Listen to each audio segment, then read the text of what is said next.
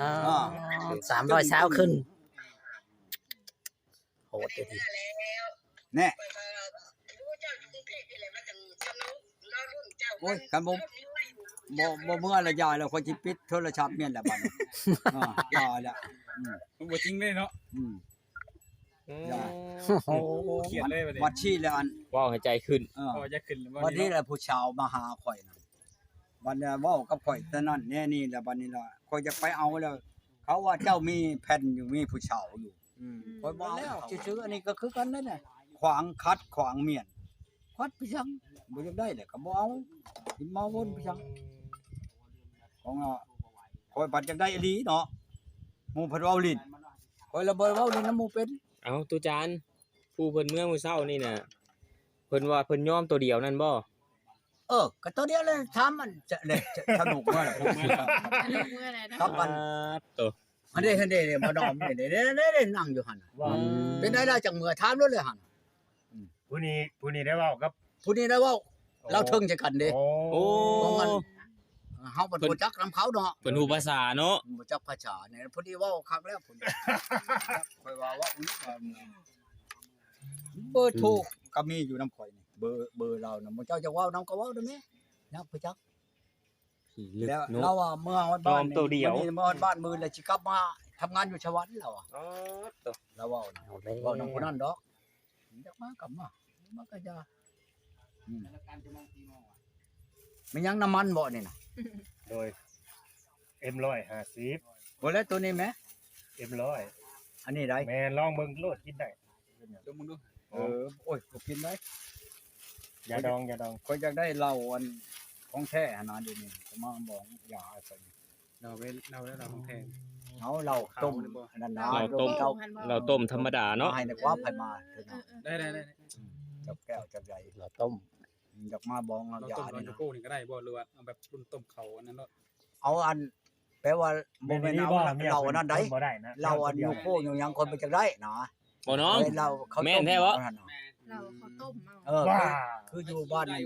แบบเอิ้นยังเราแบบสไตล์แบบเราเอาคงมันเนี่ย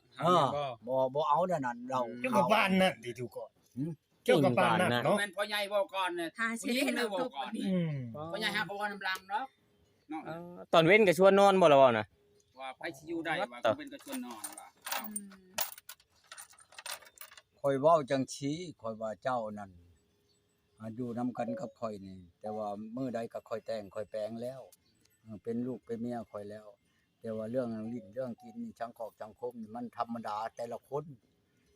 แนวมัน คือเจ้าแล้วเอาผัวก็ได้ชองลูกเลยคันว่าเจ้าบ่ได้อยู่ได้กินนํกันมันก็บ่ได้ดอกข่อยเคยเห็นอยู่แถวบ้านข่อยนี่หรือว่าบ้านเจ้าเคยมีบ่คนบ่มีผัวได้ลูกนั่นแล้วมันคันสิเว้าแล้วเจ้าน่ะข่อยแต่งแปลงเลยข่อยอยากยามใดข่อยนั่นยามใดข่อยก็เฮ็ดบ่ได้ค้าได้ว่ากลางคืนกลางเว้นได้คือก็เราว่าตะบิดเนาะบ่ได้ค้ากลางเว้นกลางคืนเราเองน่ะชวน โอ้ เราบ่นำบัดว่าเฮ็ดมาที่เฮาอยู่หั่นน่ะแล้วเฮาก็เฮ็ดบัดนี้บัดเฮ็ดไปแล้วแม่นบ่บัดมาติเฮา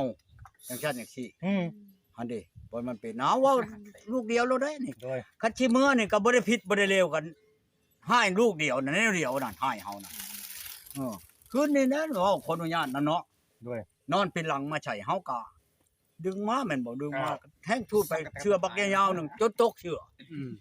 เอาแล้วเฮาลุกมาแล้วเฮานั่งบัดนี้เฮาปิดพัดลมเฮาเมียนเอ้ยเปิดนะพัดลมแห้งฮ้อนนี่เปิดนะของคนเราเทิงเนาะเปิดนะค่อยฮ้อนได้ก็เปิดบัดนี้เปิดแล้วนี่เจ้านอนเจ้านั่นค่อยสิขึ้นนี่เฮาก็นอนเนาะขึ้นบัดนี้เพิ่นเฮ็ดเฮา เรียกว่าได้เพิ่นขึ้น ไม่ยิ่งขึ้นค่อยเฮ็ดให้มันแล้วนี่ โดย ค่อยเฮ็ดนี่เจ้าขึ้นฮอดค่อยโลด ว่า ค่อยเฮ็ดคักได้ เฮาก็บ่ปาก อ่า เครื่องเฮ็ดเครื่องเว้ากับเฮานะเฮาก็บ่ปากเนาะมันยาพุ่นน่ะมันยาแล้ว วันนี้ค่อยเฮ็ดคือเดียวนี่แหละค่อยมาเฮ็ดได้มื้อเช้าค่อยมาเฮ็ดอีกนะ เช้าแล้วเฮาคว้าใช้อีกลอกอยากลองน้ำมันออกมาเช้าน่ะมันปึบปับลูกไปนั่งเข้าโลดแต่4 โมงพุ่นนึงเข้าชุกแล้วมันก็มาจับโทรศัพท์มันก็ฟังเพลงฟังหยังเฉยอยู่ แจ้งมาจักหน่อยมันก็เกลือไก่คือกันกับวันชิบุนีไปใช้มาให้เฮาล่าใจมัน แสดงว่าคืนนี้ได้เทื่อเดียว คือเดียว อ๋อ มันนี่แหละ เฮ็ดให้ยับ เกลือไก่ยาแล้วมันก็เข้าไปแล้วมันก็เอาอันทุงกับแป้งน้ำแดงมามันก็ทา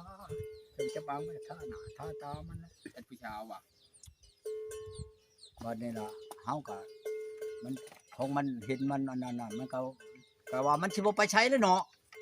จับเอาขู่ลงไปเก็บม่วงมันม่วงพกนั่นแล้วมามันเมื่อเด้อ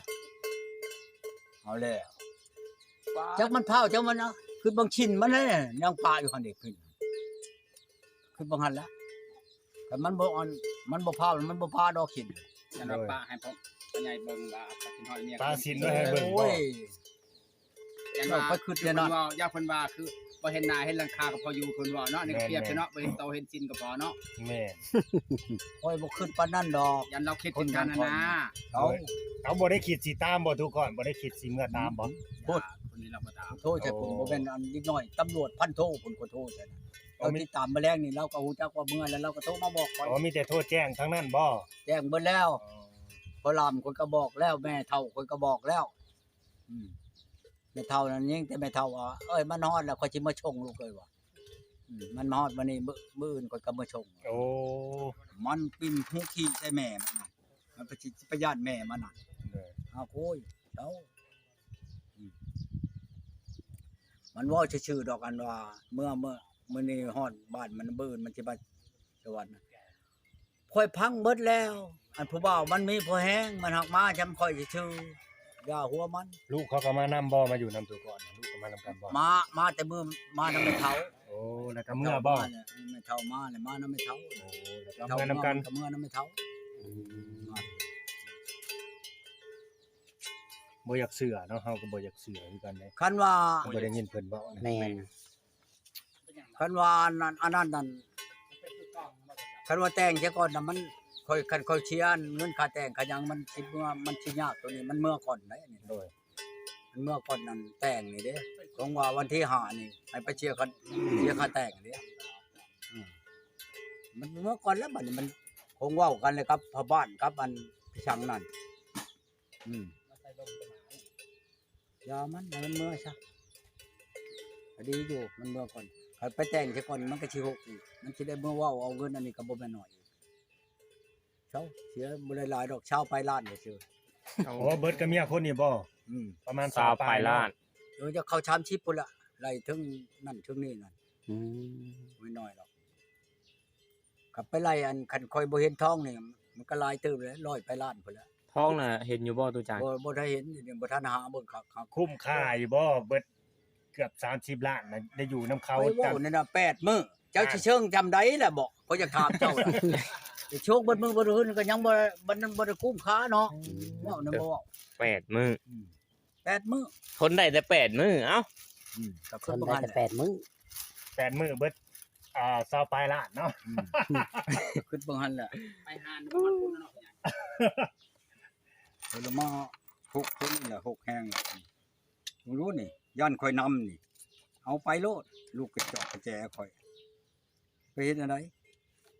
ตัวกระแจเหล้าก็เอาไปกระแจเฮือนนั่นก็เอาไปกระแจเฮือนนี่ก็เอาไปกระแจรถอีกกระแจตู้อีก อืม กระแจตู้นี่จักเท่าใดหน่วยมันเอาไปเบิด เพราะมันอยู่พวงเดียวกันเนาะตุจานเนาะ มันอยู่ในบ่อนเดียวกันลูกมันบ่มันช่องบอลตัวหนึงก็ใช้บอลนึงหักมันเอาไปเบิดทั้งช่องตัวนั่นตู้น่ะก็ไขบ่ได้บัดนี้เห็นได้ชัดเอาไปเบิดแล้ววันนี้แกประชาเฮ็ดกับข่อยคักจังว่าเมียผู้นี้มาผ่านข่อยผ่านเบิด เจ้าบ่คิดว่าเขาสิกลับมาแบบ โอ้ยผ้าสิผ้าหัวมัน กลับมาเอาของน้ำหลังหั่นนะเวลาเจ้าบ่อยู่นะ จักแหล้วคันมากระแจอยู่น้ำมันน่ะก็บ่ได้อีกบัดนี้กระแจมันเอาค่อยก็ชื่อหน่วยใหม่อีกมาใช่ แม่นแหละ มันเอาไปเบิดเลย อ๋อ ทุกก้อนก็ต้องเปลี่ยนหน่วยไหม ชื่อได้ฉัน อืม ชื่อหน่วยใหม่เบิดแล้วนี่มันจักหน่วยหนึงนี่2ชามนี่4อีกนี่4หน่วยรถนี่แหละนี่ เลย ก็จะว่าปู้อีน้อยอันนี้เฮ็ดข่อยครับ เพิ่นชื่อจัง โทษอันนี้ก็ติดอันนี้ ตุจานเพิ่นชื่อจังได๋ผู้เมืองนี่ ทอง ชื่อทอง นางทอง เออ ทอง นั่น นางทอง บ บ่แม่นผู้อื่นดอกนางทองอันนี้นะ นางทองนางวันทอง ยังบ่ทันได้ออกกล้องทำเนาะตุจานเนาะ ทองวันท มั อนง บัดสิให้เจ้าออก นางวันท มัน อง ลี่อยู่เทิงพุ่นลี่นอนปีกอบปีกายอยู่ เขาบ่กล้าออกบ่หรือเนี่ยใด ของมันสิกะบ่อยู่เลยผู้ใดเห็นหน้ามันแหละ มันออกคือกัน ย่านแม่ อย่า ย่าง น ค แม่ นเห็นเนาะอย่างคนรู้จักหลายเนาะ สิว่าอันนั้นไปจังข่อยรู้จักเบิดเลยแหละ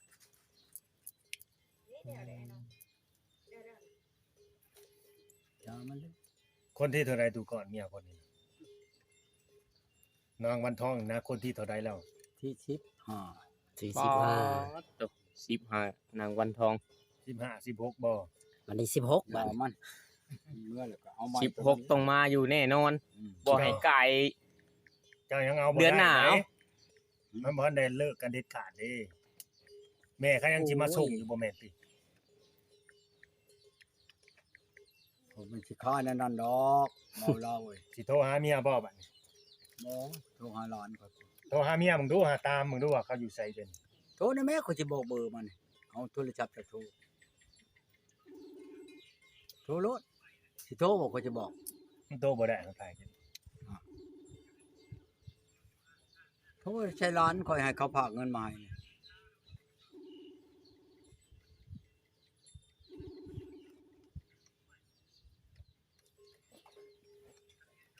แต่ว่ามันค่าอยู่นี่ค่าน้ำไม่ยัง นางวันทองสองใจ เอาผู้นี้บัดแห้งเว่าแจ้ง เจอนางวันทองเนาะ เป็นจังได๋ล่ะ คุณแผนเจอนางวันทองมันยังไดอยู่กันบ่ อัน ฮะ เข้าตำราเลยบัดนี้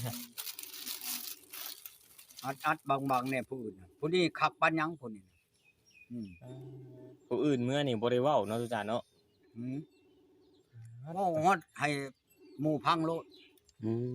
แปลกเนาะคนนี่เจ้าคือบ่คิดฮอดเจ้าคือบ่จะได้เขาแบบไปแล้วก็ไปบ่ได้คิดสิไต่สิตามนั่นนี่ ยังบ่ทันได้ผูกพันบ่หาสิมาเนาะ มันยังใหม่บ่มันฮักกันอยู่นํกันบ่มันบ่โดนบ่ ไม่กระตามเก่ากระตามร้อยปีกระตามมันดอกคนบ่ได้ห่วงพวกมัน อืม เมียนี่ เมียนี่คือแบบว่าไปก็คือไปเลยนะตันทางไปเลย ไปเฉย บัดเมียพูนที่ว่าอยู่สารวัตรน่ะคือว่าเขาวนกะว่ายไปไต่ไปตามเขา มีผู้เดียวอันนั้น นั่นแล้ว จะค่อยนำ บัดผู้นี้บัดบ่นำ ตัวนี้ นำไปยัง บ่นำเลย โอ้ ทางน้องได้ ให้เด็ดกว่ากัน2คนน่ะทุกคนเอาก็สิถามเจ้าจะจังบ่นำผู้นี้ เฮ็ดหนังเนี่ยผู้ใดกับผู้ใด นี่อันนี้แหละผู้เมียน้อยอยู่สารวัตรน่ะเด้ โอ้ยเว้ามันบางคนบ่คือกันใดแนวมันคือฮอดข่อยจังคือฮอด ๆทุกคนจนให้ เขา น้ำใน บ่ได้ ผู้ ผู้ นั้น ยำผู้นี้กับข่อยใดอันนั้น ความเด่นนะ กินข้าวได้นี่นะเชื่อกันเถอะ จักโทรหาผู้ใดเราบ่หาเพิ่น ร้านข่อย อยู่ไสนี่ร้านอยู่ไส อยู่ภาคใต้ เด้อฝนตกบ่มีสัญญาณบ่ติดได้จะโทรกันน่ะติดได้ เขาอยู่ในไสนี่เขาบ่ฮับ เจ้าเฮ็ดเวียกอยู่จัก พี่น้องเอ้ยสิได้จบคลิปกันเนาะบ่ได้เสือได้อยู่บ่ได้เนาะตัวเดียวนั่น ขี้ลึกอลีเนาะ โอ้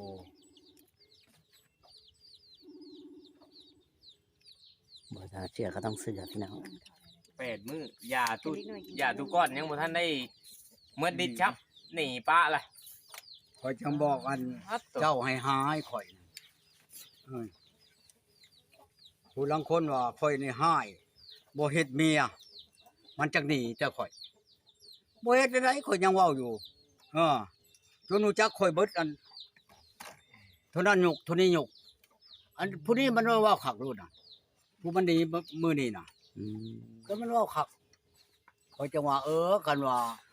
อันนั้นข่อยอันนั้นหลายกะบอกข่อยว่า ลูกพร บอกกันเนาะผัวเมียเจ้าชู้หุนแหงไรก็มันก็บอกอยู่นี่ก็ดีครับคอยขออันเช่าหนึ่งแรงหนึ่งนะทายวางหัวเราจะชื่อ โอ้ มันบ่ฮับนั่น ต่อ คือคืนวันนี้แหละมันว่าเอาเท่าเดียวในเด้อมันว่าคอยก็เท่าเดียว ต่อ คือคืนนี้ก็เท่าเดียว อืม